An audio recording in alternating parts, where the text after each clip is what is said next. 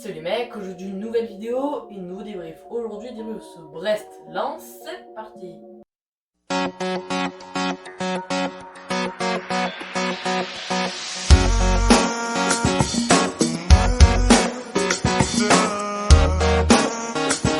Bon alors un match qui s'est annoncé un petit peu palpitant puisque c'est deux équipes joueuses. Brest qui lutte ok pour le maintien mais qui est une équipe qui joue très bien cette saison, comme Lens, voilà, qui eux luttent pour la course à l'Europa League mais qui joue également très bien. Donc ça annonçait vraiment un beau match et du coup voilà. Mais avant que tout commence, on va déjà commencer par énumérer les compositions de ce match. Déjà du côté brestois, on avait un 4-4-2 avec Larsonneur dans les buts, Pierre-Gabriel en latéral droit, Perrault en latéral gauche, Chardonnay et Brassier pour les deux défenseurs centraux, Honorat en milieu droit, Philippe Otto en milieu gauche, Philippe Otto qui est d'ailleurs sorti de la 3e minute de jeu et qui a été remplacé par Le Doiron, Magnetti et Jean Lucas pour les deux milieux centraux, et Cardona et Mounier pour les deux avant-centres. Et du côté de Lens, on avait une défense à 3, un 3-5-2 avec d'abord Jean-Louis Leca dans les buts, une défense à 3 donc avec Fortes, Badé et Aïdara, Klaus en piston droit, Silla en piston gauche, Doucouré Cahuzac pour les deux 8,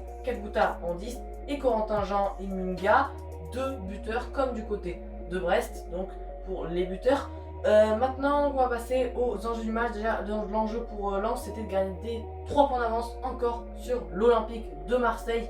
Donc voilà, c'était franchement pas mal. Ils devaient gagner aujourd'hui contre Brest. Et du côté de Brest, justement, c'était de dépasser l'AS Saint-Etienne en s'imposant donc et de monter à la 13e position, enfin de garder donc cette 13e position puisque du coup voilà ils pouvaient donc monter et dépasser cette équipe stéphanoise. Maintenant on va passer donc au débrief du match. Déjà Jean va avoir pas mal d'occasions. Jean va être un des seuls de Lens à faire des trucs et ça va être le seul à débloquer des occasions. À un moment il va falloir frapper mais ça passera à côté du but donc de Gauthier Arseneur. Il va avoir une nouvelle occasion, frappe donc de l'ancien Toulousain et ça passe vraiment à côté, mais sa frappe est trop, comment dire, elle monte beaucoup trop. Il aurait dû faire une frappe plus molle, mais dans le sens où faut pas que ça monte non plus comme ça, voilà.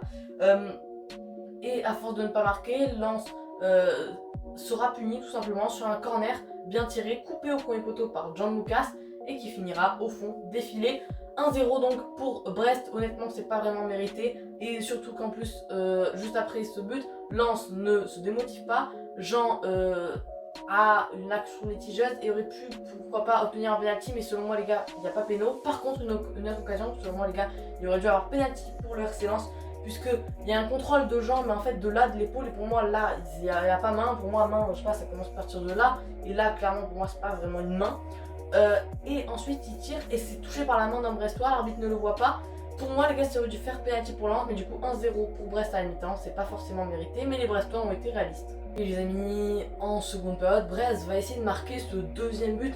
John Lucas sur une contre-attaque part en compte, donc c'est un peu un cafouillage. Cardona il y va, finalement c'est par John Lucas, il dribble Badé, faute de Badé, coup franc qui va être tiré par l'ancien Lyonnais. John Lucas s'élance, le Brésilien frappe côté ouvert, mais du coup ça sera tranquillement arrêté, enfin tranquillement.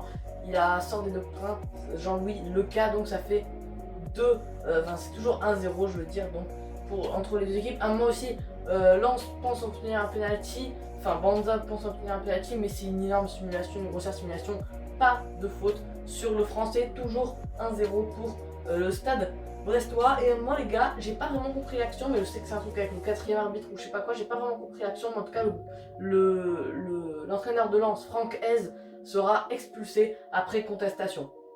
Mais ça n'empêche pas Lens de continuer à attaquer et Ganego va obtenir un penalty. Honnêtement, c'est vraiment dommage pour Brest qui obtient ce penalty puisque Chardonnay en fait il veut tirer dans le ballon, sauf qu'en fait il rate le ballon du coup et en fait il attrape la cheville de Ganago. Du coup, finalement, ça fait bien penalty pour Lens après vérification de la VAR.